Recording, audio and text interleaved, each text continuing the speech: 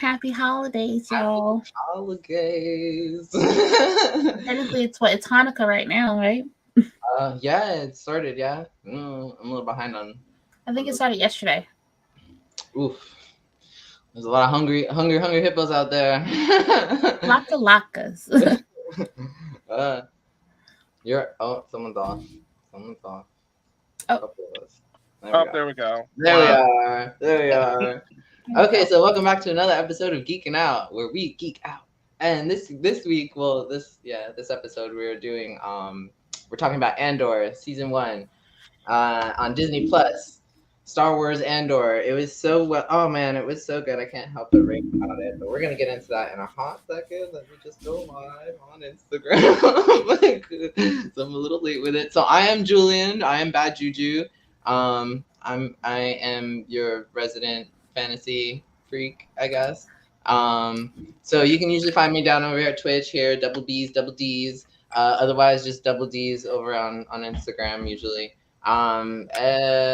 But yeah, we are doing so. I'll be leading it because we all know I'm a huge Star Wars fan. Um, and oh my god, this is just such a great addition to the universe. But we're gonna get into that in a second. So first, I have on my this side, Hi. my right, we have Jermaine Jaffurer. So why don't you introduce yourself, sir? Hola. Te amo, Jafir. I am. Wait, me amo. It's me, I know. Whatever. I'm Jafir, your jack of 1,000 fandoms. I love just about everything. And know just about everything else. He really does. He's like the perfect like geeky archivist. Like you would have like the Your best job. Encyclopedia Germanica. That's And below me, I have. hello, Star Fox. Hi, Star Fox. The Earth says hello. Sorry, I was thinking of the Willy Wonka reference. Hello, Starshine. The Earth says hello. I'm Ricky Z. I am social media manager, podcast manager, mom, teacher. You can find me on Instagram and Twitch and TikTok and Twitter at RickyZ_social. If you're looking for me on TikTok, where I have gone to random rants about Vampire Diaries and the likes and Buffy the Vampire Slayer, it's Ricky_Z. So if you want to find me on there, that's where you can talk to me about those things. And then to my other way, left, there you go. Stage this way. We have Mr. Timon. Hey, I'm Tamon Kane. You can find me at Tamon Kane anywhere: Facebook, Twitter, Twitch, even my Prime account for those who want to like send stuff. If you can do that, I don't know. But writer, director, content creator. You can find me here on Geeking Out and on my other show, Scream Kings, airs every Wednesday. Check us out. We just had a witches and werewolves and vampires episode, and part 2 is coming up soon. Yeah, just had your first live episode last week. Yeah, we just had our live episode where we talked about horror and for the holiday season. Hence, my background is a horror movie, Christmas horror, well, Christmas-ish horror movie. That was a good fun time. It was fun. But yeah, that's me. All right, awesome. Yeah, okay. So I saw something about a barrel roll like really kind of quick, and I was like, I'm not really sure how that works. So I was like, oh, this is as close as I can get. So anyhow, yes. Well, welcome everybody. This is our cast, our crew, geeking out that we usually have. You can follow us on YouTube, Facebook, Instagram, and TikTok at Geeking Out or WNM Wonelli Media. That logo is somewhere. I don't know. It's right here. Wait. It's around. It's around. Yeah. So you can find us there. All right, so let's kind of dive into it. Well, first, I just actually was gonna ask, how's everyone's holiday season coming? What do we got going on? Anything big planned? I have one more day of school. Yes. No, so yes, awesome, great, but also every other surrounding district got off last Friday. Vacation already. Right. Oh. Exactly. So I had to come for 2 more days. Right. Oh yeah, actually, technically this weekend. So right. Exactly. Well, okay, but you go back later though, right? So you're No, like I go back on the 4th, and the kids come back on the 5th of January, Oh, when do the other schools go back? about The the same same day. time. Yeah, Oh, that's right. well then that's messed up. That's No, messed up. how many days do you have between Thanksgiving break and Christmas break? Because for some reason, I don't remember going back to school until the new year. no, because we do have to go back Going back in December. So like we had like the first 2.5, 3 weeks of December. Um, 3 weeks. Okay. yeah, because Thanksgiving was Thanksgiving was the last week of December, or yeah, it's last week of November, and it wasn't that late. It wasn't as late as it normally is. Where like you would think, okay, it's the third Thanksgiving, week and of then Thursday. like that following weekend we hop into December. Like no, it was like Thanksgiving, and then like I at least 4 or 5 more days of November before December hit. Mm. So, Mhm. but Like either normally, way, there's like Well, 3 it's weeks around the in corner, between. so that's still Yeah. good. yeah, either way, I got my coquito. I'm good. Ooh, yummy. Ooh, okay, all I right. make that too. Wait, yeah, did you make it or you buy it? Or like did your I friend made make it. it for you? You made it? I made it. Yeah. Okay, she's like, I got my own recipe and everything. All right, Good. work. Here for It's it. but it's like the easiest like recipe I've It's ever had. So easy and fun. Yeah. Yeah. mhm. All right, Jermaine, what are you doing for the holiday? Played a lot of Christmas music, sang around everywhere. I haven't played any Christmas music yet, actually. I've been avoiding it. Meanwhile, it's like Why? I know. I have yet to find the radio station where like they play Christmas music 24/7. Yeah. Like I've been hitting up my Spotify 2022 Wrapped. There's That's usually about one. it.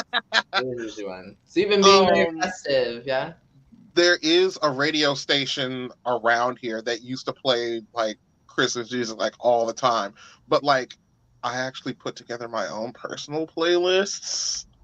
So I have like 2 separate playlists of favorite Christmas songs that I play that I like jumble between on Spotify because sometimes I feel like soft and homey and I just want to like chill, and then other times I just want to be like go go go Christmas like, and yeah, it's a lot of So, fun. I think like "Oh Holy Night" or something like that. That there's a verse that didn't actually get put into like the mainstream version of it. I don't know. Star Fox Trinity asks, trick question, what are the first 3 words to Silent Night? Think In my about mind. In my mind. it. In my mind. Is it? It's if it's talking about the Temptations version, yes. That's better. Boom. If it's talking about the Temptations version, then yes. Come on, Ricky. Boom. That's the one.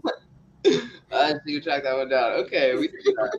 We see that. But Okay, I think like trick "Oh Holy Night," question. there's like a whole hidden verse that never like made it into like the mainstream one that we always hear, and it's supposed to like have a different kind of message. So I think that's why they don't put it in there. But I saw something about it on the internet the other day, so I was like, oh, I can't remember it deeply, but it just kind of came to me now that we're talking Speaking of about it. Oh Holy Night, so earlier this year in the poposphere, like in the Stan verse, where everyone argues about which pop star or whatever is better than everyone else. Oh God. So this year, everyone's been like, oh, Neely, whatever her name was, the one that was like earlier in the year, Mariah Carey was trying to trademark the title Queen of Christmas or Christmas Queen or whatever. I remember that. And somebody was like, no, you can't. You can't call yourself the queen of a whole holiday. It doesn't just belong to you. And like, then it raised this other question about this other woman that had been named the Queen of Christmas by Johnny Carson way back in like 1982 or 84 or something. And they're like, actually, her songs get played more than Mariah's. Her songs always get played. Mhm. And I was like, who is she? Who is this woman? So like, you know her songs though. Watch if they played it for you, you'd be like, oh. I looked her up, and yeah, her songs get played a lot, but like not like her versions of them. Ooh. Like she wrote them, but like every song that's like popular by her, which version gets played of it? Mariah's version. Oh, So like snap. Always. Go ahead and give it to her. Go ahead and give it to Mariah, okay? I suppose give her something just to sate her. I said no, but then she'll always just want more. That lady's crazy. She needs a little. She needs therapy. I feel like for at least in this regard, like Mariah is an icon. She's a legend. She's a diva. Legendary. And she is well within her right to be that way. Yeah, for sure.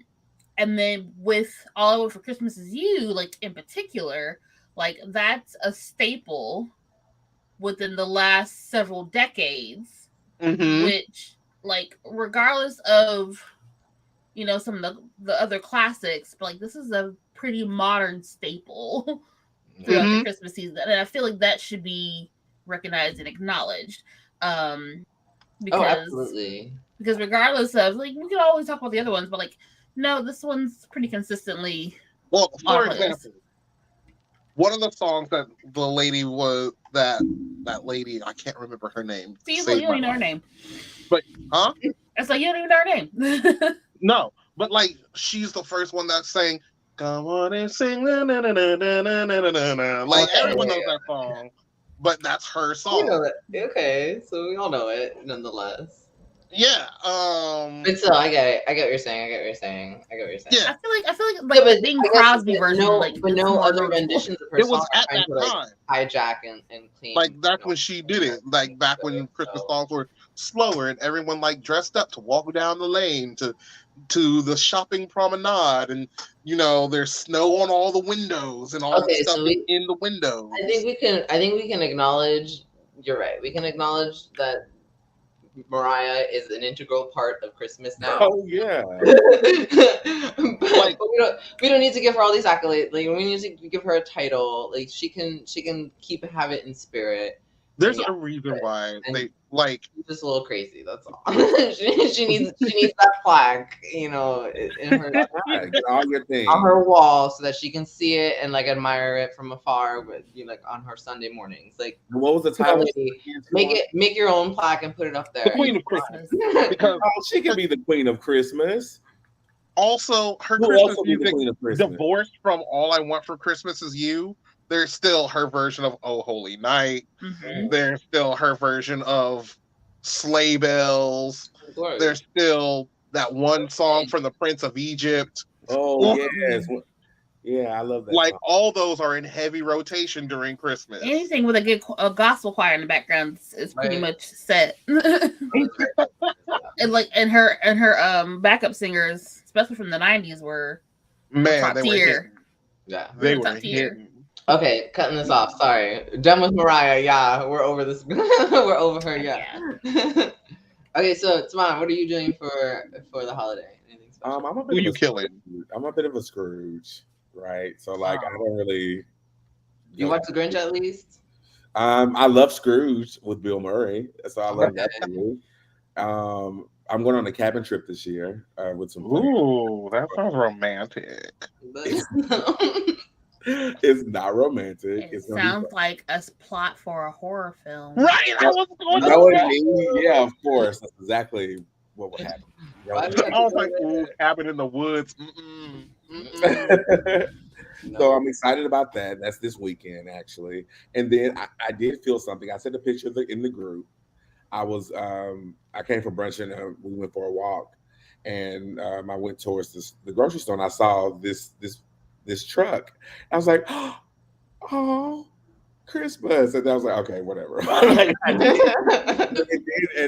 It did make me feel the warm Christmas spirit. Okay. Yeah. So something Julian said earlier made me think of this. So recently there's been like this rash of like videos that pop up on my like TikTok or whatever, where parents are like punishing their kids by like having the Grinch break into the house and steal their presents from under the tree while the kids are awake to watch it happen, and the kids always freak out. But like it's always hilarious to me, and I should feel bad about it, but I don't, because they're always like, "I told you, if you're not good, then the Grinch is gonna steal your presents."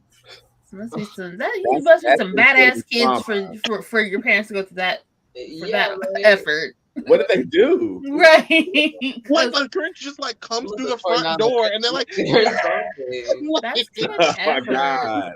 That's too much effort to traumatize your kids. Right. That's a lot. Yeah. That's a lot of effort. I mean, I get it. There was one video where this like 7-year-old was like, "Get out of my house!" and like launched a whole attack on me. He said, "Not my present." Right. Not my Christmas. He said, "No Grinch, not today, Grinch." That's funny. Not Christmas. All right, Julie, what are you doing for the holidays? That's actually a good question. I'm not entirely sure. I'll probably just be with my family, to be honest. I mean, yeah, I mean, we'll like go to dinner. We might actually go see Way of the Water together, kind of thing. Yeah. I forgot that came out. This weekend that just passed. Yeah. Okay. Well, yeah. Oh, hey. Every time Where the Water's out. Maybe I'll have. I've heard mixed reviews from that next week, but I think we'll probably go see that. Not too much, nothing big. We kind of just relax on those days. You don't do anything too strenuous. Also, because like a lot of our families, like the extended family at least, is like in different states and stuff. So we just we lay low. Is there anything on your wish list that you wish for? Sanity, I don't know. I can't give you that under the tree, child. Yeah. I was like, I got sanity. Like, I got a rock. With like the bulb, you know, with the bulb at the end, it's like. Not Sanity by Calvin Klein. It comes with like a jingle, with a little tingle, the bells in the background. Okay, anyway, so moving on. All right, so now that we're all in the holiday spirit. So all right, so the next part we're going to do is we're gonna play a little game. So usually we do a drinking game. We can just drink and play this game. So way ahead of you. I know. For those of you listening, we're gonna cut this out of the podcast. Okay, so anyway, so it is called. We are going to be playing Bombad or Poodoo. So it's going to be our version of Toot and Boot. So in the Star Wars universe, Bombad and then Poodoo. So it's going to be a good time. So we're going to Bombad is good. Poodoo is bad. Okay. Poodoo is bad. Bombad is good. So Bombad is Hicks. It's the bomb. Smash or bad. It's Poo. As pass. And that's Poo. That's Dude. That's Poodoo. Okay. You know what I mean? So, okay, there we go. So, anyway, it's a good time. So we're gonna play this. Well, I don't know. Whatever. They're Star Wars terms. They're in there. Okay. See, like they introduced both of those actually in episode 1 with pod racing. That was they were common slurs on Tatooine. Yes. Bombad. Poodoo. Lord yeah. mercy. Anyway, so anyhow, we're going to toot and boot okay, so Mon Mothma was the fucking killer of the season, like look wise, I have to say. Ooh, Mama, yes. So we're gonna go over her look. So this is one of her introduction looks. Well, no, this isn't her. Okay, first of all, you have to introduce who Mon Mothma is and why she's important to the Star Wars. Okay, so she's played by Genevieve O'Reilly, and she is fucking killing it as an actress in this role, and then doing this part. So Mon Mothma is the senator who becomes an iconic leader of the rebellion. She's the one who comes in all white, and she has like this whole priestly like air about her, and they only really show her like very briefly in the originals, but here we're getting much more of her like storyline. And we're seeing how she kind of becomes that leader of the rebellion, but first begins as just a regular senator, just trying to like, do good, kind of a thing. What other Star Wars was she mentioned or seen in? She has been in, I think, Rogue One. I don't know, actually, to be honest. Mon Mothma. Okay. Mon I don't want to Mothma say them was- and be absolutely wrong, but I know she has definitely been in other Star. Mon Jennifer Mothma Garner has is been featured in The coming. Empire Strikes Back, Return of the Jedi. Okay, Okay. those are the All original. three of the prequels, she was one of Padme's friends. She was in the Clone Wars and in the what is that? Okay, yeah. The other animated series. So she's been around. Right. Okay, I thought you were talking about Right. Jennifer Riley though, because she's played Mon Mothma in a few other Star Wars films now, but mostly in like one scene moments. Mm-hmm. But yeah. Oh, so she's always played this character. No, the original only recently. Mon Originally, Mothma, she's older or she's passed away now. I Okay. think she passed. And before, she's just been played. Like, this is the first time that Genevieve's played Mon Mothma. Okay. Right. Got it. Only in the recent films and stuff. Okay, cool.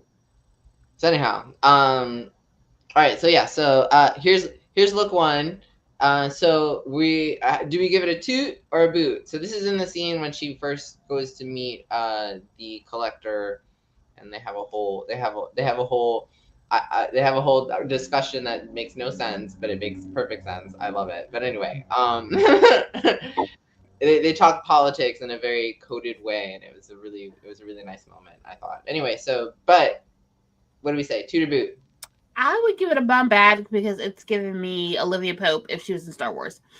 Ooh, okay. Like it's handled. So, Yeah. I feel like that's what she'd wear. I give it a bomb bad too, and I echo Ricky's statement. It's a bad look. Right? I have to say. I think that's a unanimous. It's a unanimous. Yeah, It's a bomb bad. for sure. Okay, It's a all right, bomb that bad. one's not bad. All right, so then we're gonna go to this one. I call this one Senator Mothra. Is that the same person? Yeah. Yeah. He's like, no way. So this is I'm so done. All right, so this is when she appears in the Senate. We don't get a full shot of this look, sadly, anyway. So it's kind of like it's a very waist up kind of moment. This is a moment where she's in the Senate and she's kind of pleading a case. She's trying to get certain bills and referendums passed to kind of help the people of the galaxy, but the Empire, being the Empire that it is, doesn't give a shit. So It's not giving. I like that tailored look. Okay. I like that sleek tailored look on her. Okay. Yeah. That's my thoughts. I agree. That businesswoman chic that she's rocking otherwise. I just like let's give me like, law student that's, about to take the bar and they're trying to look good for the internship. Right? It's a little boxy, I would say. Yeah. Can you keep the picture of it? Yeah.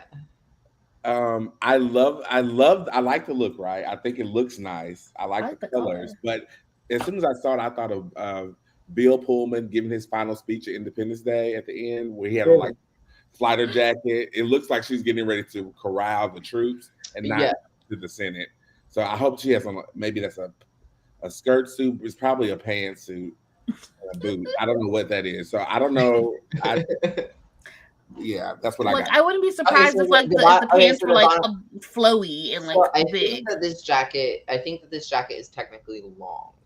Not 100%, but I think that this jacket is technically long, and the bottom is either a skirt, like it's an actual dress. You know what I mean? Like floor length skirt of the same fabric, obviously, that we see on top, or it is a pants, but with like. It's a long jacket because later on we do see this in its full size when she's with the rest of her family. Because I remember this outfit. No, I don't. Oh, okay. And I did like it when you saw it with the rest of her family, because the rest of her family is decked out in the same fabrics in the same color, so they look like they belong together. I was like, oh, that's so cool. Mm-hmm. No, that's Wait, not this first, outfit. That's not that's this a different outfit. one. That Never that mind. that's Never the other mind. one that's coming. That's the other one Yeah. that's coming. This is her senator outfit, which, by the way, I think is funny that it happens to be blue, and that she happens to be, very, pro the people, and Mm-hmm. for their it's, and then obviously the Palpatine and the Empire has black and red schemes. It just happens to be funny. So I mean, Mm-hmm. it's a clear play on colors, but like uh Star Wars has always had like this binary feel Yeah. about it, with color and like dark and light and good and evil. It's Uh, a poodoo for me. yeah, but it's a poodoo. That It's a sounds poodoo a for me. poodoo. Sorry. Next. Next, moving on. Okay, so then we've got Mon Calectra. Oh, that's what's under the code. This is no. It Yeah, could go back. be. Go back. No, because this is white. The other one is like a cream. I would Oh, say that's a turtleneck too, right? Oh yeah, poodoo. poodoo. Yeah. Oh yeah. He said turtleneck. No. Okay. So then, here we have Mon Calectra, and this is when she meets the Collector for the first. Well, when we first see them interact. And this is, I think, actually her when we first see her. Period. Um. But yeah. So what do you think about this look? I love this dress. It's something that's off for me. I think her hair needs to be either tint darker or like 2 tints lighter. Something is off, and maybe because I need to like see it in movement or something. But something feels off. But and on good side of that, her skin complexion, her hair is all in neutral to each other. To her. Mhm. Mm-hmm. Yeah. Yeah, that's I how. specifically love the sleeves on that. I like the way Yeah, that it caps on her hand. mhm, Yes. I also like the way that it Oh, cuts at the shoulders. I have to say. yeah. Mm-hmm. And then also the lines that gather on the to the hip, I like love it. that symmetry there, The beautiful. whole wrap dress feel. Yeah, Mhm. it's amazing. I have to say, this is a bomb bad for me for sure. Yeah, Bombay. Unanimous? Yeah, I can see that. Okay. All right. Awesome. It's like a She's nice gonna get house a few coat. of these. She's gonna get a few of these. Um. Uh. Well, let's Neat. do. Okay, this one's gonna be a little bit less on the detail, sadly, but okay. So because we Why? didn't Ooh, see this no, look. We that's sadly it. Yeah, we sadly didn't actually see this look in its full glory. We saw Oh her. yeah, when she was just Like, in the car. Yeah, she like was from just in here the up, car. like We saw her like get into the car, so you like see it like very briefly. So it's like it's this long jacket, but like it's the folds at the top here at the top that are just like to die for, I think. And no, so like okay, it so looks like a really nice coat, and like the earrings are pop. I like this. I yeah, like it too. okay. She needs to be red. Who needs to be red? Ooh, her lips, Her lip. Oh her yeah, hair, or her lips. I need a pop of color, a little more She's color. not. I get that's her aesthetic for her character. I get yeah. that making her very Maybe you know neutral. what? If they gave her more of a shadowy eye, I think it would really work for her. You know I what I just need a little mean? bit of pop of And color. then put the color in her eyes, if anything else, because I think she's supposed to like give that white pristine feel. Because when she develops into the Mothma sorry, the Mon Mothma that we know, like in her iconic form, she's supposed to be like this saintly kind She of figure. wears all white, but at the same time, like she looks ethereal, but that's only because all the light is reflecting off of her all white clothes, which is That why they have toned her down to cream, so you can actually see all the detailing in all her clothes now. right. But I feel like they show this outfit zoned out a bit, but like it's hard to catch those moments. But if Yeah. we hadn't gotten that while she's arguing with her husband, then you would have seen how awesome this is. Right. And then I But couldn't it's get that. I couldn't get that shot sadly. But I think that what was underneath was yeah, it's like an A bomb cut. bad for sure. But this one, okay, bomb bad. We'll say I think the coat bomb bad for sure. Mm-hmm. And the look, Yeah. actually, yeah, the teardrops with everything is giving me it. I would agree. Yeah. Okay. Please have my favorite one. Is it? Oh, your favorite one's in here. Don't worry. I think I'm saving that one for last. Okay, so this one's Okay. Monstrestma, right? So this is when she's like talking with her cousin, seen next to her, and she's talking about like some of the shit that she's been going under trying to fuel this rebellion. So this is giving me very mom. This is giving me very middle class. Like It's very. upper I middle just class got back from mom. Starbucks. I'm about to run down to the store real quick. Like, Like I've been running the kids around all day. it's afternoon with Martha Stewart. Like, She reminds me of like a young Glenn Close. Oh my god, yes, Yeah. absolutely, mhm. absolutely. What was that TV show where she just like this? Glenn Close was. All of them. It was a TV show on FX. Like she just like this, and I'm pretty sure she had the same haircut. I'm mad because Glenn Close does like look very much like Glenn Close and every. I mean, obviously it's because it's Glenn Close, but like you know what I mean. Her style. Because even at some always point, the Cruella same. DeVille looked like this too. Yeah, it's like everything. She's always giving you that feel. I don't know what it is. I feel that. This is a poodoo for me. Sorry guys. I can enjoy it. Like, It's there's okay. nothing wrong with it, but it doesn't wow me. No, That. not when you don't have that coat. Right? Okay, so this is a poodoo for me. It's a poodoo for me, and I don't know why you select this picture because like you're supposed to be giving us her bangers. So Oh no, I mean feeling at home. they're coming. Look, come on. If we were just doing bangers and everything would be bombat, we need some poodoos in We needed here. a poodoo in here. we needed to be balanced. I had to This is throw only it poodoo in. because I of had to, like, do you know how hard it was to find these poodoos? That's why that's why I only have like shots that are like the head up. You know what I mean? The shoulders, only the shoulders, because like to find a poodoo is like fucking a hard one, right? but they're not speaking to her grandeur, so that's the only reason it's a poodoo because she's literally just finished, washing dishes, and now she's about to You go know what? fine. I'm changing my vote on the car one to a poodoo because those costumers worked super hard to put that coat together, and you don't get to see it. No, don't knock her down for camera angles.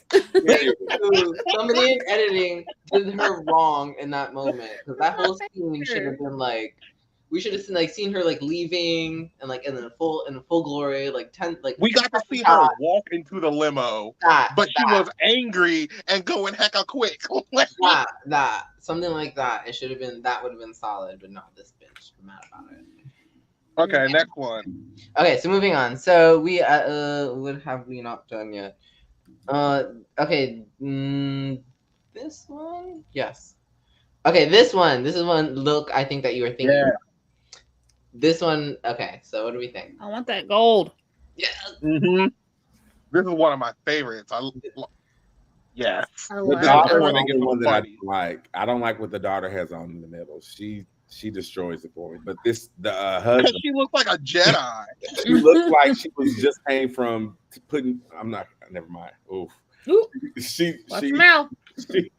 she looks like she works for them versus she was their daughter. Oh, yeah. I get that. No, that makes sense. Well, honestly, you know what's funny? I don't know if that's a perfect characterization or not. I needed the daughter to have as much color as the parents. Yes. I need like okay that. I need like either her gold needs to be like mom's gold, or she needed just as much blue as dad, or whatever, like turquoise. Like I needed more of that color if they're going to be coordinating like basically this. A Ninja Turtle when they went to the past. It's funny. She's like the pastel versions of them, but I think also perhaps that might be on purpose. But Debbie, pastels, it's on purpose because she's right, because she's got the cream instead on the top, and then she's got like this light blue. You see Debbie. blue? Guys, is that blue? Let's look at teal. Right, okay, there's blue tones in there, on the bottom. Okay, there we have it. Okay, so because I'm bad at colors, just so everyone knows. Anyway, Okay, but the daughter we don't care about. What No. Mon Mothma, Mon Betrothra? What do we think about hers? Bombad. Yes. I want that Actually, gold. like bomb bad for me, and then also her husband. By the way, his name is amazing. Perrin. Let's talk about it. Mm. I like Oh the yeah, my slick first back, but I child's like gonna that be boy. named I like that Perrin too. now. That's also a character from the Wheel of Time. It's one of like It the is. characters, so you know that like spoke to me. I was like, bitch, yeah. Oh no, it sounds like Frin. It's a Bombad. Yeah. Bomb bad. Okay, so then moving on, right? Two bombads and a poodoo. Yeah. Mm-hmm. And okay, two bomb bads and a poodoo. Yes. Yeah. Who's okay? Then who's the fourth? Who still has to go? No, like the Oh, we mom get and it. dad We are get it. bombads. The daughter's the Yeah. poodoo. Mhm. Okay, I get it. I see. All right, I'm a little slow on that one. Anyway, moving on. Last one. No, second to last. Ooh. Mon Indignatia, I'd say, because this is when she this is when she comes in and her husband like planned a whole like dinner with all of her political enemies. I was like, bitch, that was a really fucked up move. Right? I was like, she walked in, she was like, excuse me, who's coming over? Exactly. Like, Don't I X, ooh, Y, that's me. Like don't like make plans like that and don't tell me to the last minute, especially if I Thank gotta do extra you. things to get things prepared. No. Thank you. She just Rude. got home. She was like, no. Exactly. So, this is another one of her looks. This one, okay. So, what do you guys think? It's giving Olivia Pope. I like it. I like it. Bombad. It's my bad. It's very sleek. The dress, right? Mhm. Yeah, Yeah, Bombad. this is bomb bad for me too. She has the Bombad, same yeah. structure a lot, so that's why. Okay, so Mhm. also the big things to when you do watch it, this scene, like this hallway, they do a lot of shots of her in this like standing in this hallway, like with her back to it and stuff. So they're very like yeah, like iconic shots. You know what I mean? They're all shot in a very particular way that it's very like how they introduced her in the first place. So it's really cool.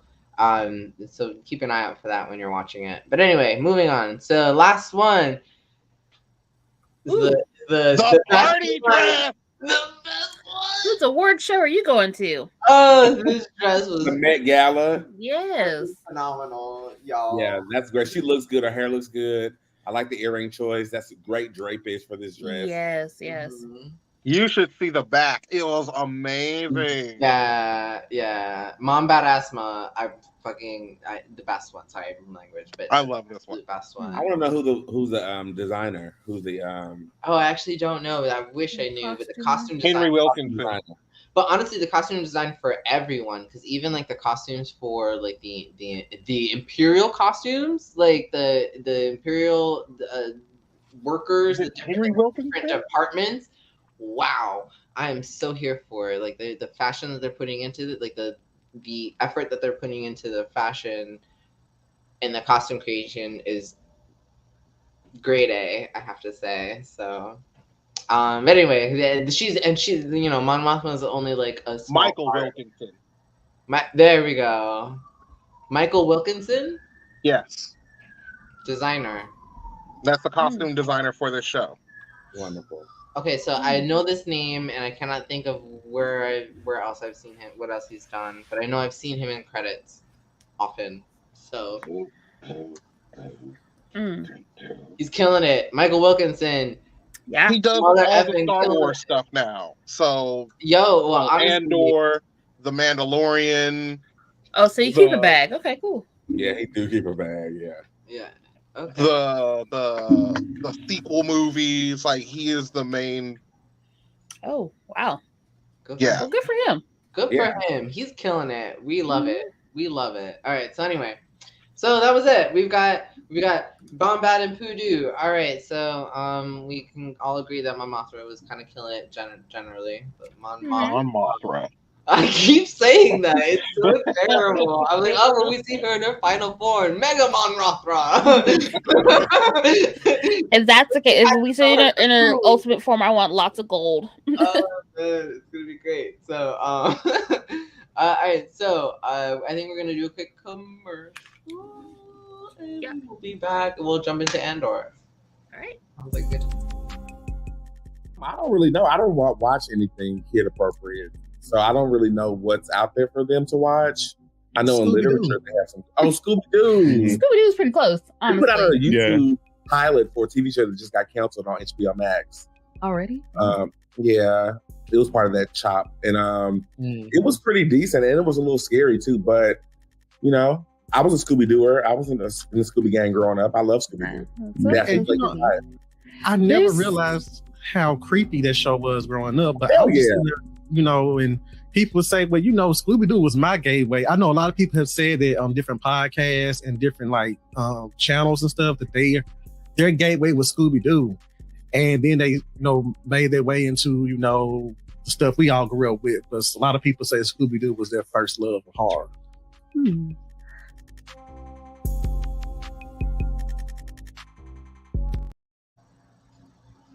Hey, back Scream Kings. Okay. That was part of our Witches and Werewolf episode, and part 2 comes up in a couple of days. Ooh. Yeah. Oh yeah, that's right. In 2 days we'll be. Yep. So Watch I it. was wrong. Michael Wilkinson didn't do The Mandalorian. Oh, he did. But he's known for being the costume designer on Justice League, Man of Steel, Batman vs. Superman, Aladdin.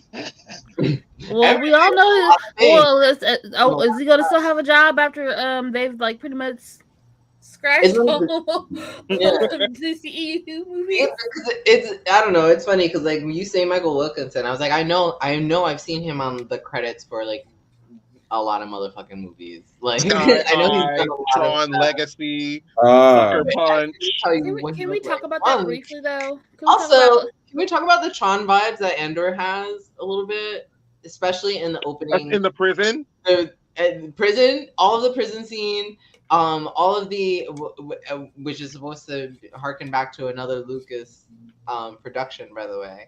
He loves all of his running lights. Yeah.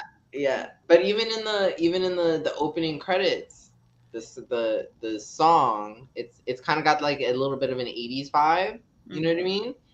And it's got a Tron 80s vibe. Listen to it. Well, maybe not the opening song. There's one of them in there.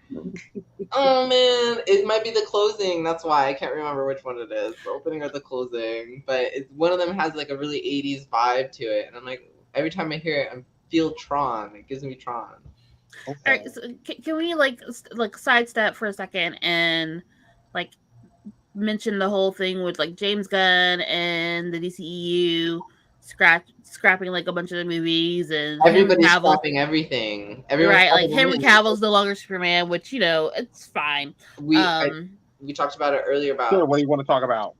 I'm just saying just mentioning it because I think the kind of they've been in shambles for a minute, but so here's the thing: everyone's upset about Henry Cavill no longer being Superman, and I get it. He looked good in the suit, whatever. Oh, he's lovely in the suit, but I'm okay with him not being it. Guys, my head. However, I understand why they've cut him. Why? Because James Gunn is now directing their whole thing. He's okay, here's the story we're going to tell. Here's the universe we're going to set up. This is what we're going to build. And we're going to start right here and go. If they're going to start everything over again and start from Blanche, you can't be we have a new Flash and a new Batman and a new Aquaman, but the same Wonder Woman and the same Superman. That's fine. And they were okay, we're going to disconnect everything from that universe and we're going to start a whole new story over here. Yeah. You could do that with the same actors and just recast some of the few other ones, but they feel like it'll be easier to do with a whole new group of actors. And Jason Momoa is still around, but he's playing someone else. Supposedly Lobo.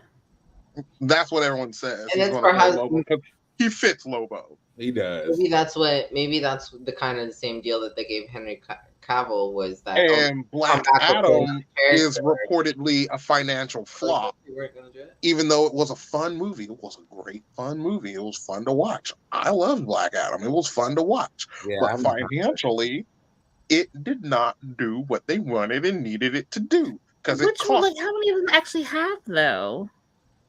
none, because they've all been terrible.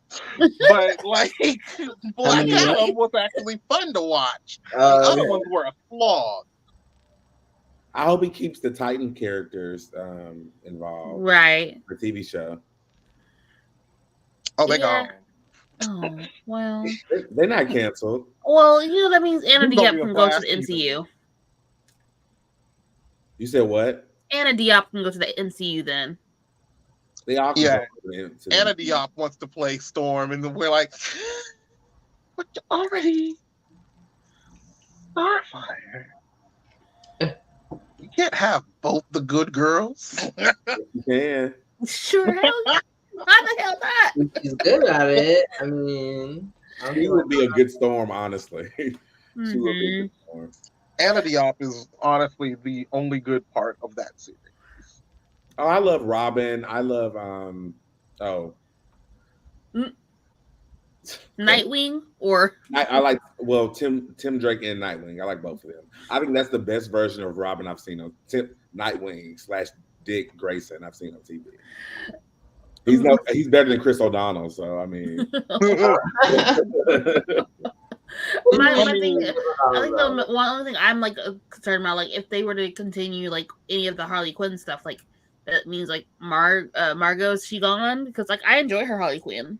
Oh yeah, Margot Robbie's gone. I love Birds of Prey. I don't care what anybody says.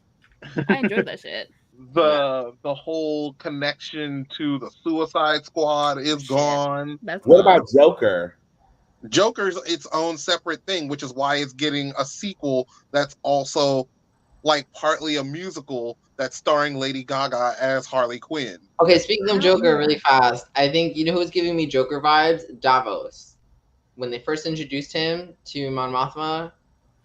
And we're back into the Andor. Yes, as her solution to some of her financial problems. When they first introduced the banker dude, the gangster. The first time they introduced him, I was like, "Who? Why does he look like Joker?" I was like, his hair, he looked like Jack Nicholson. Face, he was giving me Jack Nicholson's Joker, 100% from head to toe, and I was just like, "This is crazy right now. What is happening? Like, who is this character?" All he was missing was asking where she gets wonderful toys, right? And like having like the bow and the fucking the flower on the lapel. The lapel, yeah. Oh man. Anyway, sorry, random. No, but like leading back into Andor. Okay, great. Anyway, okay, back into it. Anyway, so Julian, everyone has said to me that this is one of the best shows on Disney Plus. This is one of the best shows of the Star Wars world. So tell us why Andor is giving you all this fever and it's so great. Okay, so I guess the main thing is just like the writing. The quality of the writing is really, really high end. Yeah, it's much better than what we've been getting. They like Star Wars has always been like kind of cheesy. The originals were cheesy in their way, but now what we're getting is just fully fleshed out like storylines in our live action, because we really mostly only gotten that in like the Clone Wars. I would say is probably one of the best that Star Wars has put out, other than the originals just being that the originals that they were, but the originals even weren't all that deep technically, you know what I mean? They started this big thing, which is great, which is what we love them for, but they were never not on this scale that we're seeing with Andor. Andor's like really tackling a lot of like relatable issues, I would say, and relatable themes. And they're I think what the deal is and what makes Andor feel so much greater than the other shows is that it's not your typical Dave Filoni playbox Star Wars series. Because if it was your typical Dave Filoni, Ahsoka Tano would have showed up somewhere. Right. You would have gotten like, Cassian Andor would have been in prison, and oh look, there's, I don't know, like Bass But stop, Panetta 'cause next to it. we still got our Dave Filoni cameo with Saul Guerrera. Oh yeah.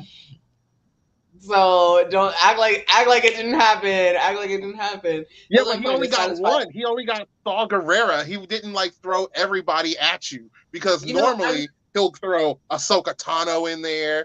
There'll be like Darth Maul in the background. Right. He'll have like Probably. Darth Wow. Vader will be breathing somewhere We at just some point. Like all. he has to have everybody in there. The most we've gotten for connection in here is Mon Mothma, and like them saying Palpatine's name. They didn't have like Vader showed up and do some big like force bull junk. Like they weren't leaning on Jedi's for the first time in like ever. There was no like force tricks done by anybody. Right. Oh, It wow. was just We didn't get any. The only lightsabers we got were on the one starship on Luthen's ride. The only his one. tricked out spy ride. Which is why I also think that man is going to be. He's a secret Jedi, 100%. When he goes to see Saw Gerrera and they pull that thing out of his pocket, it looks very much like the hilt of a fucking Jedi, of a Jedi lightsaber. He's carrying around kyber crystals. He's hoarding Jedi artifacts, holocrons, and all kinds of other things. Like this man he's totally a Jedi. There's a whole theory He about could it. have it, but he doesn't have to be a Jedi. So there's a whole theory about it because all right, we're gonna dive. No, maybe I should hold it for when we get there. What do you mean? Hold it for when we get there. You might as well go ahead and do it. We're gonna talk about it now. Yeah. Okay, so P.S. This is the Death Star tattooed on my arm. Okay, so if we're gonna do the recap, let's do it quick. That's what I'm Right. saying. No, the recap isn't all that quick. I mean, it's quick. It's a whole season, bitch. There's a lot of Not if you plot do lines. There's a it. lot of- No. Every Synopsis. Okay, All right. Okay. So actually, all right. Yes, synopsis. So also a big thing about the writing. Usually sometimes there's a lot of stuff in the Star Wars universe. Sorry. Someone's driving a little loud. My bad. Somebody's dick is wagging too loudly. I'm sorry for saying it like that, but it's annoying because people with like loud cars, that's really the only reason why. It's because you're trying to, you know what I mean? You're trying to like overcompensate over it. When it's that loud, I heard you from like a very far away. I'm sorry. No. Anyway. In those cases, who are they trying to impress? Because I've never known a girl to be like, "Ooh, loud car." Ooh, you just interrupted my entire like flow. Like, oh, I love it. Synopsis. Okay, thank you. All right, so synopsis. So what was great about the writing in this was that they split it up into like 3-episode story arcs, I would say. So the first one being the Ferrix escape. So we open with Cassian. We meet him. He's looking for his long lost sister. P.S. Spoilers. There's gonna be spoilers in this whole part. Okay, so and he's looking for his long lost sister. So that's kind of what we open to, which is kind of what he is dedicating his life to at this moment, because otherwise he has been taken out of his home world by this lady, Marva Andor, who becomes his adoptive mother with Clem Andor, her now past husband, well, murdered, let's say, husband. And so Cassian is kind of dedicating his life to trying to find his sister. So he's been living the scavenger life in that way. So the big thing that kind of just sets everything into motion is that upon looking for his sister, he runs into some Imperial security guards, so corporate security, they're called. And what they do is they enforce Imperial laws, corporate laws essentially, but they're also assholes and thugs. Well, at least these two are for sure. So they kind of roughhouse him. So he fights back. You know what I mean? He stands his ground, which is kind of it's a little bit on it's a breath of a whisper of police brutality and like speaking to like those themes and stuff, which I really enjoyed about them kind of coding into this. So he kills one by accident. Essentially, he like fights him back, but like knocks him over. He falls onto a block, knocks the fuck out, and he's done. So he doesn't realize that until he overpowers the second guard and takes his gun. He's thinking they're all alive. They're not. So then to kind of cover his ass, he kills the other guard. Which is scavenger life kind of a thing to do. I wouldn't put it past. That's the thing with Cassian. We see him as a hero, but he's technically not perfect in that way, and we see that a lot in a lot of gray area themes in our very black and white Star Wars universe. So that sets into motion just this whole big thing. So obviously they're gonna look for him because people are dead. Which makes perfect sense. So he's gonna try and get his ass out of there, which makes perfect sense. He's looking to like sell something, scavenge something that a gem that he has, a gem of sorts that he has that he's trying to get rid of. And so in order to get rid of it, he gets in contact with this guy named Luthen, played by Stellan Skarsgård, who is top notch, man. Top mother effing notch. And I'm pretty sure that he's like okay, I have to take this off because I can't think because Princess Leia is straining my brain. Sorry guys. And now you're Mon Mothma. And now I'm Mon Mothma. Yes, she had a whole costume change and everything. Okay, which Stellan Skarsgård, also a whole drag queen in this show because he's like living a double life and like he like puts on a wig, wears different clothes, acts a whole different person. I'm like, yo, he is giving me everything. So gotta keep up the disguise. Yeah, he's doing a great job though. He's doing a great job. So where did I leave off? So Stellan Skarsgård. Okay, so he's the one who he's gonna sell something to try and get away. And that turns into its own complication because he's getting invested. The security guards are after him now. Essentially, the Empire rather is after him now. The Empire is not after him yet, right? Oh yeah, right. Yeah, right now it's that local security group. Local police are after him currently. The government is not quite after him just yet, but so he's trying to get out of town. So he talks to this guy Luthen, who we think might be a Jedi, and he's a kind of a badass. So he's like, "Yeah, I'll get you off." They kind of go to meet, but as they're meeting, that's when police catch up to them finally. Fuck up their plans. Mess up their plans. So they have to escape together in the end. And then so they it's like a whole standoff, and they get out. Boom, they're done. Also, meanwhile, on Coruscant, the home, the capital planet of the galaxy in basically Space Washington D.C. Basically that. So with Space Olivia Pope. Sorry guys. Yes, with Space Olivia Pope. So back on Coruscant, we kind of meet Deidre, and she is part of the ISB, which is the Imperial Security Bureau, which is basically the FBI. It's Space ICE. Or ICE. And honestly, it's all of them. It's ICE, ISIS, IRS. It's like it's not all the IRS. It's all of them together. It's all of them together. It's not so much It's like the anti-terrorist. It's the Empire. It's the Empire, essentially. The Imperial Security Bureau, also known as the ISB. It sounds a lot like the U.S. and most other countries, but that's the irony of it all for the Deidres. That's part of it. So we meet her, and she's like up and coming in the ISB, so the security department, the terrorism department, essentially. But what's really funny about it, okay, she's also all right. So she's also like an allegory for a number of things. I think I'm pretty sure because as we saw in our big push well, not big push, but Hollywood has undergone a wave, I would say, where they have definitely put out more Allegory gender equity content hot the topics, forefront of things, at the forefront of thinly their veiled hot diversity push. topics. Yes, that shit like that. Okay, so yeah, so they're expanding their diversity topics, especially in the gender department. But Deidre happens to be the only woman in the room at her job level.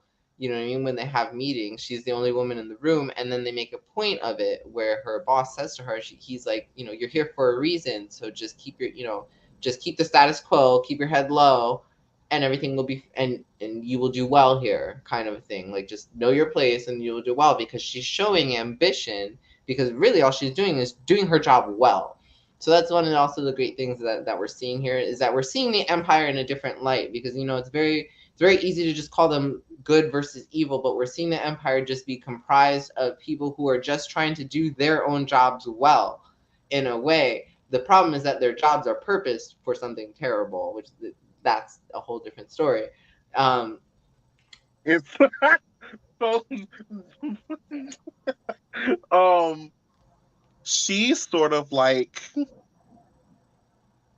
it she's played by a white chick that's got like stark blonde hair, and her immediate supervisor is this black guy that's like sort of like just do your job and like no, that's not her immediate. Her immediate is yes it is. is the other white guy. No, That's all of their immediate ones. Blevin is no, that's the her older equal. white guy. That's the old white guy that's Yeah, over all Blevin of them. is her equal, but Blevin has just a little more seniority because he's been there longer, and because he's, you know what I mean? And he's always the one that's trying to shoot her down. Right. Yes. That. Well, I know. Oh, right. Isn't that funny? Isn't that funny? He's like, no, I can be the only one in this room. I can be the only, like, acceptance higher in this room. Like, He's the main one that's like, she don't know what she's talking about. Don't listen to her. She ain't doing. yeah, yeah. But that's because it shows that it's more of a career move for them. And it's more the interest of their career move, but like the ramifications of it actually affects real people. So then we actually see Andor like actually hit The way the I saw actual it, effects of some of the things that they're doing. like you see it as like POC versus like woman or whatever, but I see it as like an allegory of Gen Z versus millennials, because millennials will get into somewhere and we'll be like working hard or whatever. We'll be like, okay, we're set. And then Gen Z comes in and they want to do the most, and you like, calm the fuck down. Actually, Like, that's true. That's true. That's quit true. trying to mess up my like. I Well, have that's because a they've been really getting good by routine. doing like the bare minimum. That ain't my fault, bitch. That I'm doing my job well. Like, no, not a fan of that. Okay, so anyway, moving on. Okay, She sorry. sees something wrong. She wants to do something about it. Right. But everyone's like, no, no, no. Her boss says, follow the lead. So she does. Right. Back with Cassian Andor. Well, she doesn't follow the lead. Actually, she tries to circumvent all of that anyway. But we get to that. We get to that eventually later. Yeah. Okay. So then otherwise, no, what happened after that? Yeah. So then we go back to Andor, right? So then, so then Andor gets his way off of the planet. No, they escape rather from Ferrix, right? Because the security guards were after them. He meets with this guy. He escapes with Luthen. So then Luthen had already offered him to, he said, "I want you. I want to recruit. We want you. We want to recruit you into the rebellion." He said no the first time. He then now asks him again. He says no a second time. This is after they finally escape together. So he's like, "Well, now do you want to join the rebellion?" And he's like, "Still no, I don't want to join the rebellion." He's like, "Okay, fine. If you don't want to join the rebellion, then why don't I have this mission? Why don't you do this bank heist with me? It'll pay." And he's like, "Well, that I can do." So he goes for the paying job. So Luthen drops him off at the site of the heist, rather, so that he can meet the leader of the heist. But he leaves him there because he's got his own thing to do. Because then we kind of see him go back to Coruscant, and then that's when we get introduced to his double life as a collector of a prestigious shop in Coruscant, which he triples as an informant network cover. It's his cover. Basically. Yeah, it's his he cover. uses his antique shop as a cover for moving information within the rebels, while also starting a rebellion, because then that's really his main goal, is to unite the different factions. So which is why we see him speak with Saul Guerrero, which is why he's in it with Krieger. Yeah, he tries to organize the whole as his rebellion. main ally. So he's really, what he's doing is orchestrating this rebellion entirely, and that's really what we learn about him. So it's like oh, that's cool. We didn't realize that's who this person was, but he's he's doubling as a drag queen, and it's amazing. So we learned that about him, and then we also in Coruscant we also have Cyril. So this is the guy who headed the investigation against Andor, who found him in the whole night. He's part of the police. The local squad guy. Yeah. So he gets fired because they fucked up because Andor gets away. So he gets fired, and then he gets rehired by the government. But instead, he's now doing. I'm not entirely sure what it is. I want to say it's data mining, or data entry, or data something. But he works. So what happens is he worked for that local security job, right? Yeah. They messed up and lost the Cassian Andor and whatever, Stellan Skarsgård. So then this local security force gets all fired. And the Empire's like, apparently you guys can't do your job. We're taking over. So he gets fired and he goes back home to Coruscant to live with his super Jewish mom. His space Jewish mom. Let's talk about it. I didn't want to say all that, but his mom was straight off the nanny. Yo. Right to the point to where she was like, "Oh, you're never going to get married doing something like that. You were never very good at your job. Let me call Uncle Paulie. He might have something for you." It was very, it was very. All you're missing is a cigarette, Jermaine. You sound like you need smoking your 5th pack for the day. Sorry. He's my aunt. He's my Yenta. He gets the job for Uncle Paulie.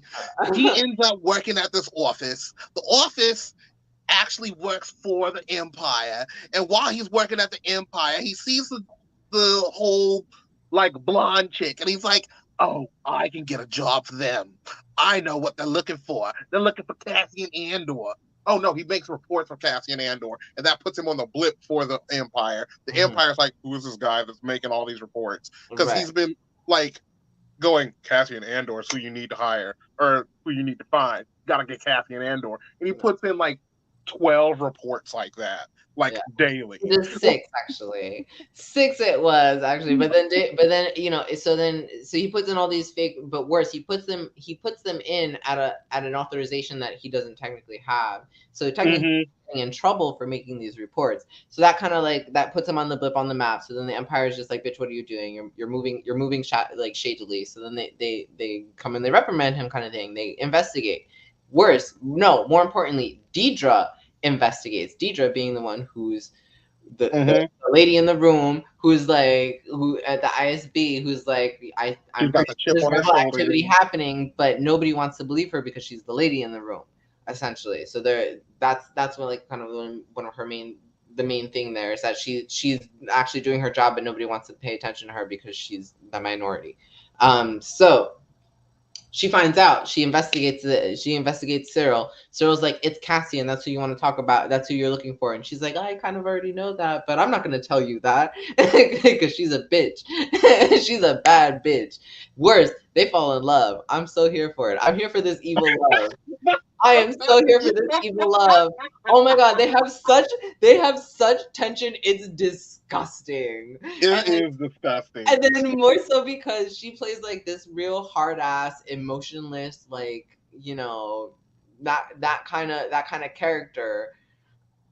That's who she's supposed to be, but she's like, Like you want to punch he's her in fun the in my face every basement, time she's and I on can't there. be saying things like that, and I can't be like getting close to him. And I was just like, oh man, I'm so here for it. I'm rooting for them, which is terrible, but I'm like, because they're both, They're both terrible. they're both terrible as far as the Empire goes. But at the same time, are they worse? That's my point. They're just doing their job well. But my point is, They're doing their jobs, but like she takes I wish that they way would. too much pride and just hurting people for information. Yeah. Like, Okay, that's true. Yeah, you're right. You're right. I forgot she tortures bitches. Oh, I forgot she goes there. My bad. I'm like, oh, she's falling in love. Was that a synopsis of the entire season? No, not the entire season. But he most told of you it'd take it. forever No, if well, that's he like did it. that's like the up until the second part. So anyway, so We're all on he's all on episode 4. no, I am not. Okay, so then we have. All right, so yeah, that's enough about Coruscant. Whatever. We've had enough. You know, synopsis. What is That the is plot? enough about Coruscant. So we have a heist at Aldani. They steal. So Luthen, who had this mission for Cassian, which was which is a bank heist essentially. They're going to steal money from the Empire. They steal the money from the Empire. It comes out. I mean, okay. Also, that has like some of the most cinematically like beautiful scenes in the season. The Eye was amazing. It's like a whole meteor shower that they use as cover so that they can escape. Because it's a meteor shower. Who can navigate through a meteor shower? Well, we can, because we're the only ones who can. So it's like that's how they kind of get away. But they, get away with all this money. So they steal the money. The plan goes awry. Half the team dies. Ocean's 9,000. But they Cassian lose escapes people. with the money. They get, so that's the thing. They lose a few people. So those who are left, he still has to abandon them in a way, which is funny. Okay, so I don't know. This is a question to, I guess, out there to the viewers of the show. Do we think that Vel was technically planning on offing most of the crew by the end of it? You know what I mean? Because Luthen is very like tie up the loose ends, and only those who are connected to me directly are the only ones who are meant to survive this thing. Because he even comes, because a part of this plot is also that he also comes for Cassian Andor. Everyone ends up looking for Cassian Andor by the end of it, and they all kind of want to either reprimand him or kill him.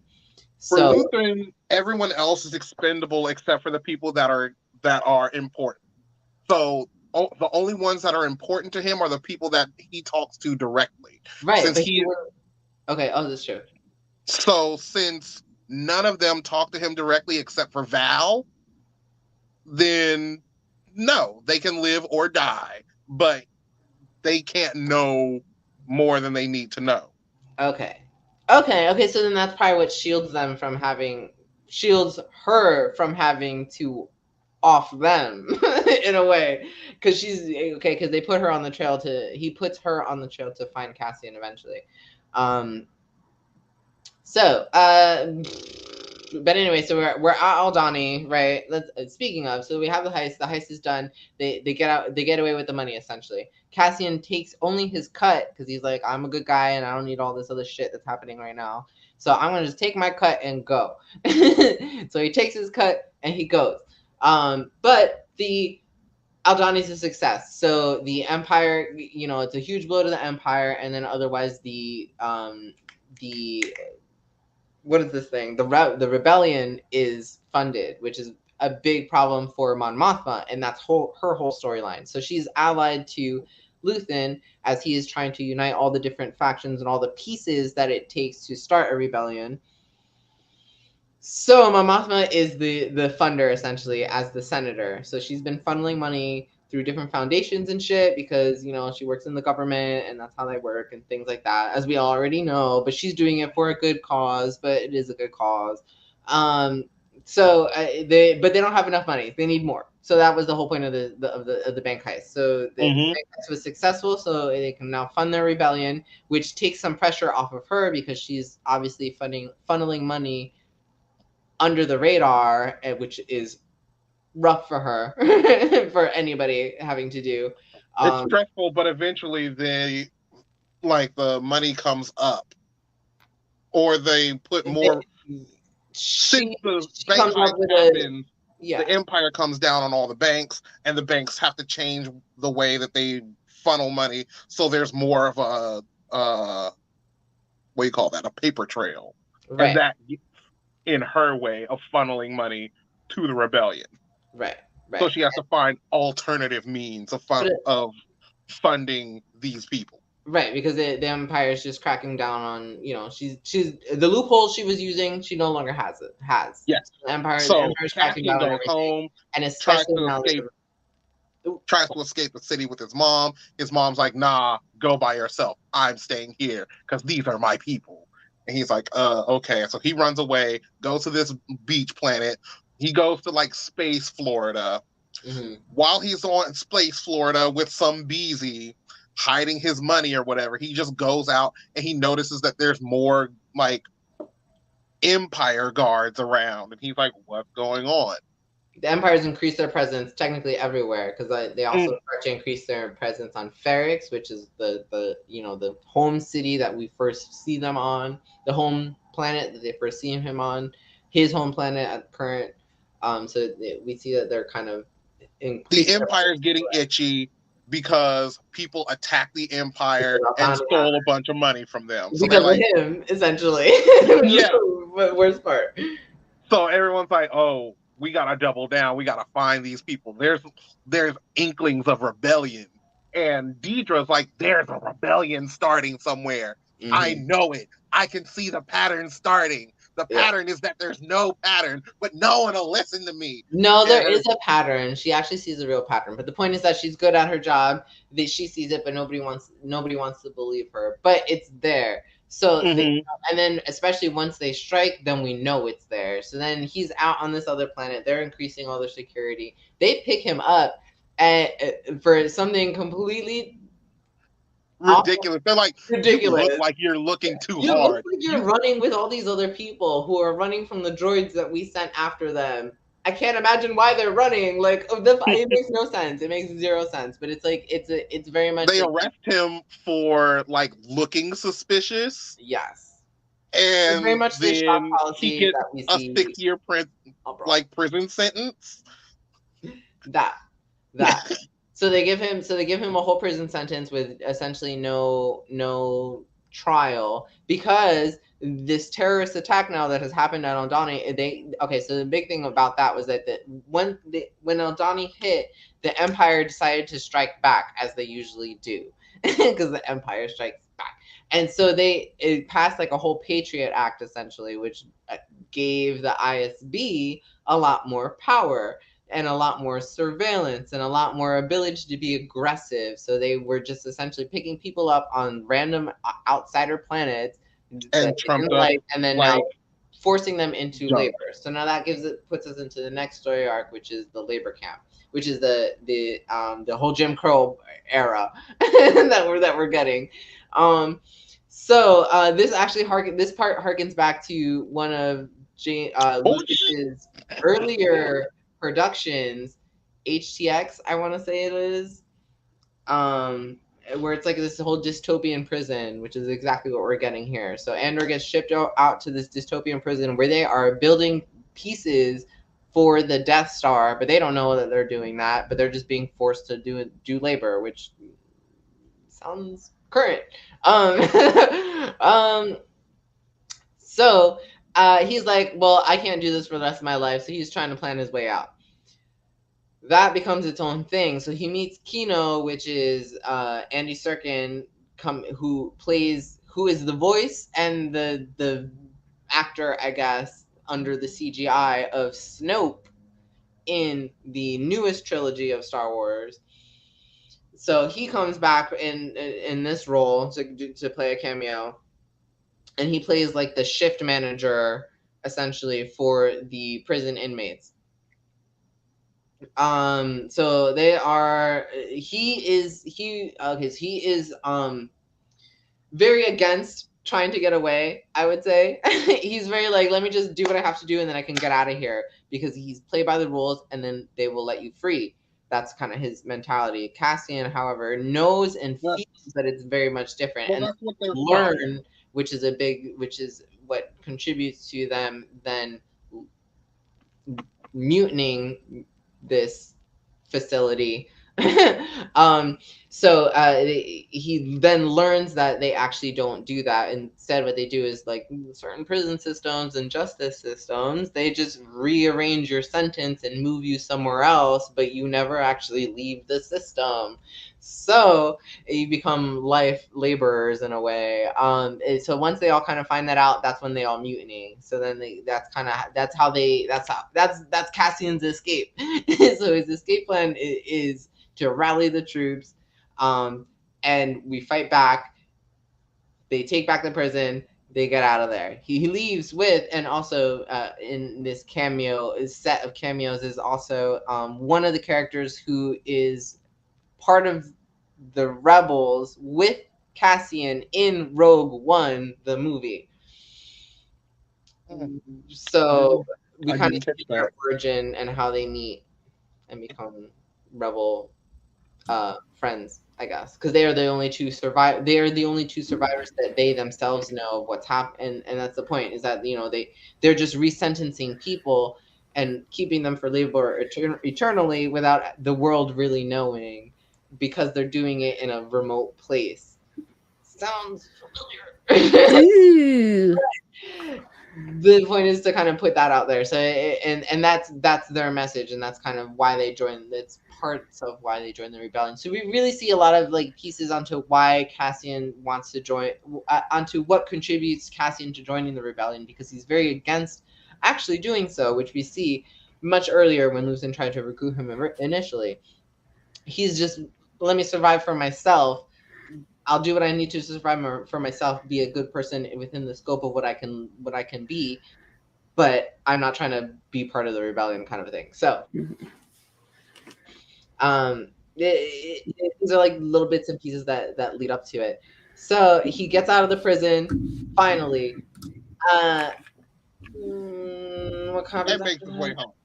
Meanwhile, while he was in prison, the Empire took over his city, and they're looking for Cassian Andor. Okay, yes. Deidre goes there personally, and she's like, I'm going to start interrogating people and finding out where Cassian Andor is. They find his ex-girlfriend or the girl that he used to like. And she's like, you and he work together real well. You've met like this smuggler dude a couple of times. So give us the names, give us the people. And she's like, I'm not going to tell you anything. And Deidre's like, oh, good. I was hoping you'd say that. Lord, Dr. Torture Man. So Dr. Torture Man, like, comes in and gives her all the business and just, like, whoops this girl into shape. And she is just wrecked for the rest of the series. And she does eventually sort of not give them up. She barely comes to. She's done for. But oh my god! But what do they wreck her with? The screams of the children of a whole race of people that they murdered. I could die. I was Good like, lord. okay, thank you. The way that they really like put the Empire together was beautiful. I have to say, they make them so mundane in a way, but they're really fucking evil. Like, it's so terrible. Like, Mhm. yeah, I'm rooting for Deidre, but Deidre likes to throw this torture man at Cassian's ex-girlfriend. She has no problems with that, but I'm like, oh, but You know what it reminds me of?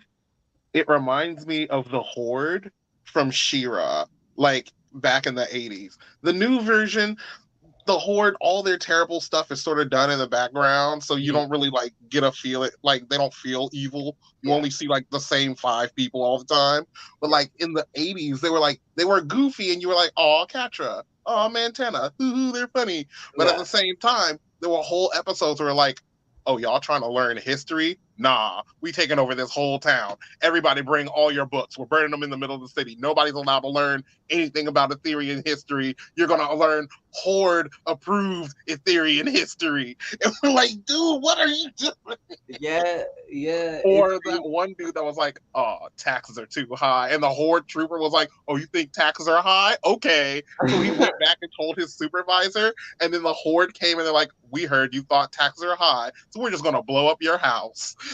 Yeah, they're really rough. They're very aggressive. They're very, very aggressive. But it's like, it's the way that they paint the Empire is just so well done. They're painted very. Mm-hmm. Oh, they're gross.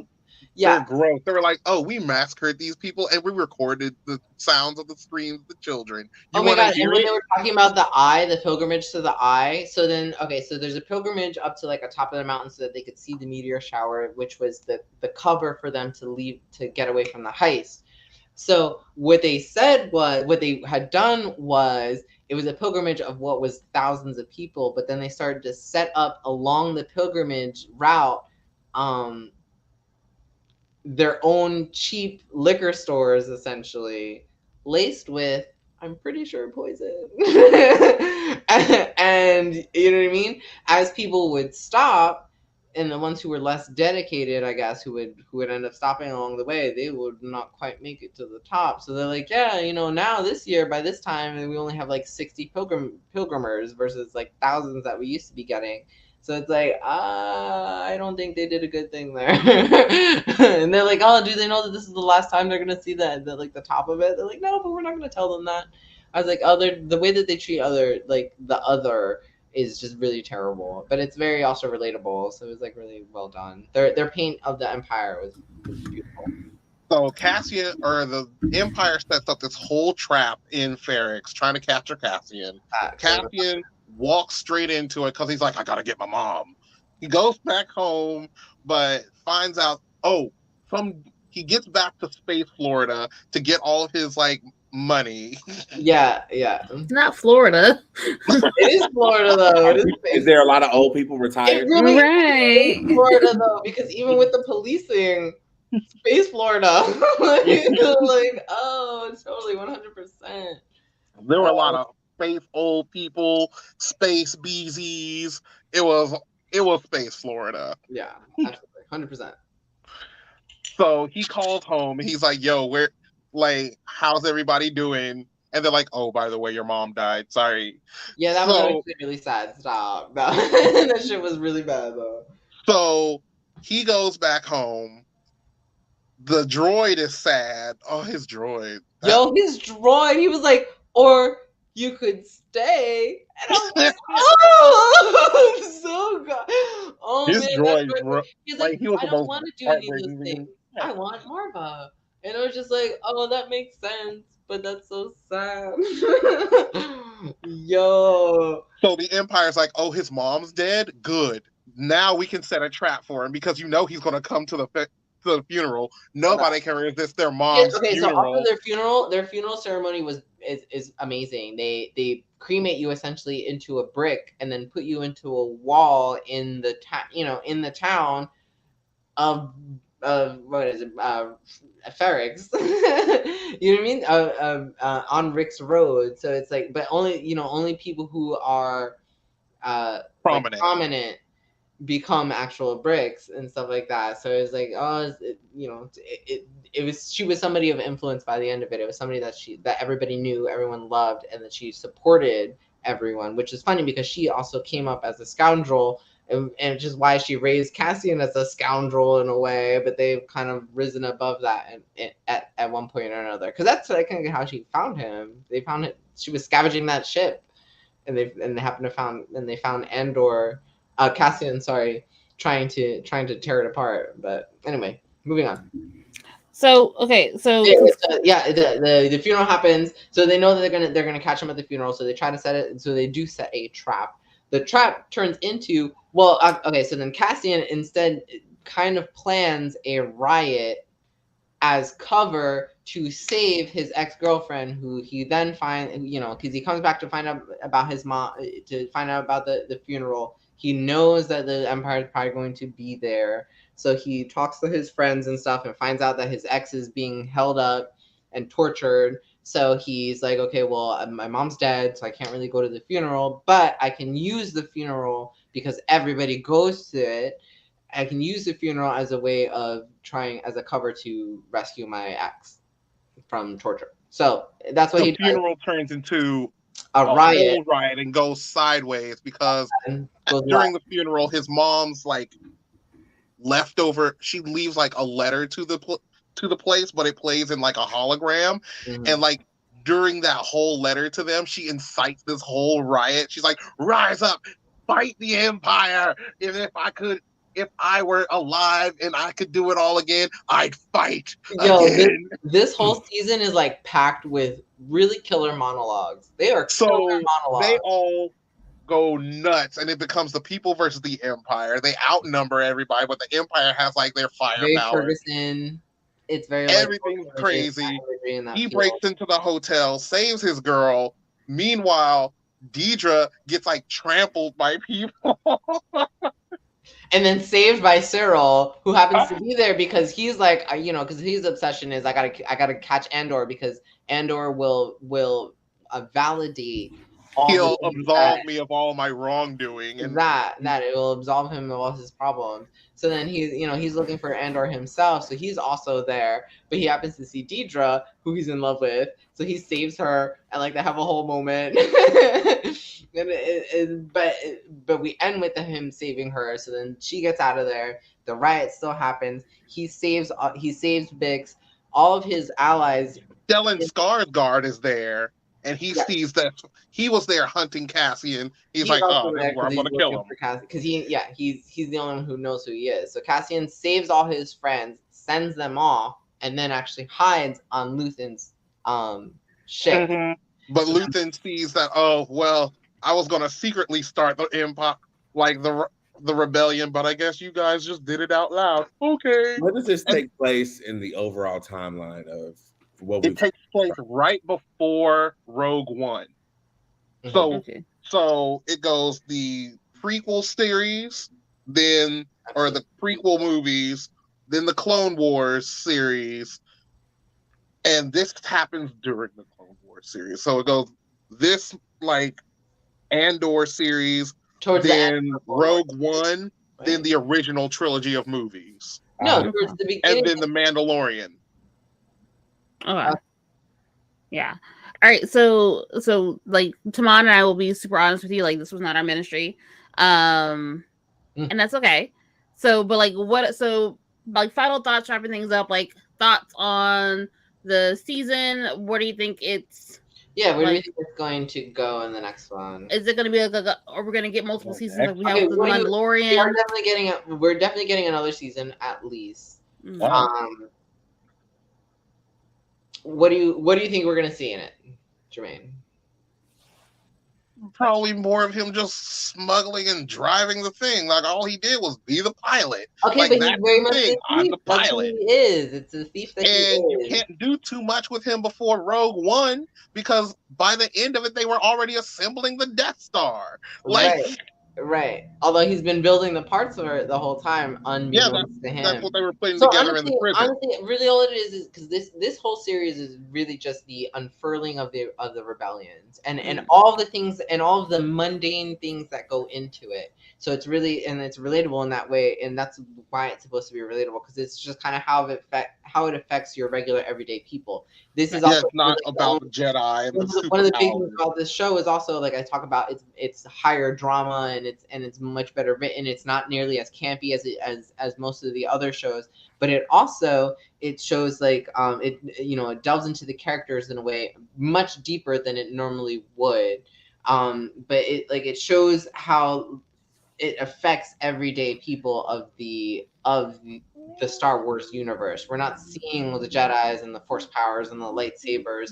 People actually die in this. It's not like they get. It's not a Jedi who's always deflecting all of the blasters. It's not your trained Bad Batchers who never get shot except for once in a blue towards the finale of the season. They finally get an injury. And then all it is an injury. They get shot, but it's only an injury. Like we actually see. Or like the Mandalorian and his blaster-proof armor. Yeah, Yeah, it's like it's very visceral in that way. So it's like you see a lot of people die. A lot of people die. Nemec dies. Oh my god, that shit was sad as fuck. Okay, so there's this one kid who was like part of the heist, and he's like he writes the manifesto for the rebellion.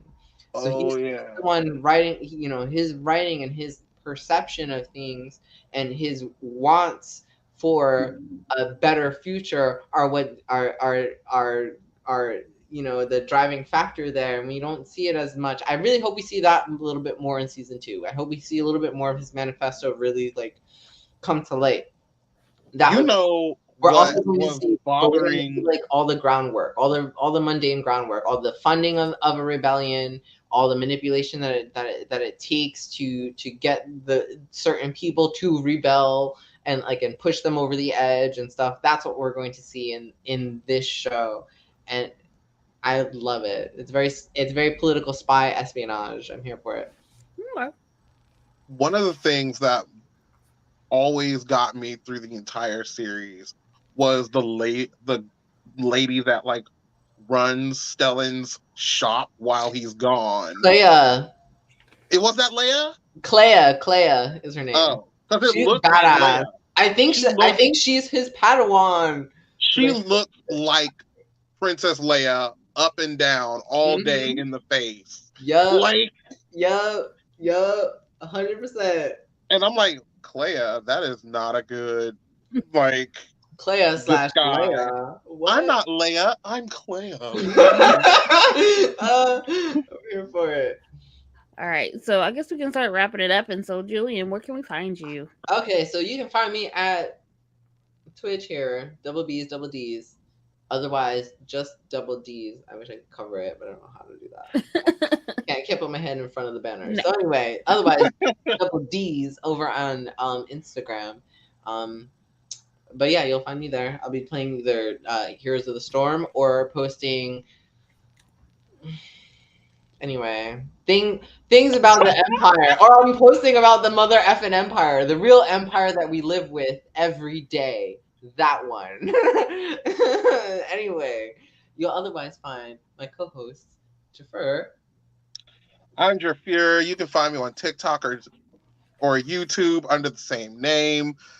Every once in a while, I'll post musings about video games, cartoons, movies, whatever I feel like I'm in the mood for, and I'll just ramble a bit for you. Ricky? All right, well, you can find me at RickyZ_social on Twitter and Instagram, as well as TikTok, where you'll hear me talking about my fangirl stuff. Yes. And Instagram, you'll hear more about like the podcasting management business as well. Timon. And you can find me at Twitter, Facebook, Instagram at Timon Kane. Check out my book page at Societe Saga and jointhefraternity.com. You can find me here on Geeking Out, and of course, you can find me on Scream Kings this Wednesday. Ooh. All right. So, have a happy holiday, everyone. I do believe we are Happy taking a holiday, break. everyone. So we will be back in January. In January? Yes, we got things started in January. Wait, I know it's that month, but what day I cannot tell you. We'll figure that out soon. All right, so we'll see y'all soon, y'all. Y'all have a happy holiday. Stay safe. Yes, y'all. please. Stay Good safe, night. have fun, watch out for snow and Mhm. Yetis. All right, y'all. Good night.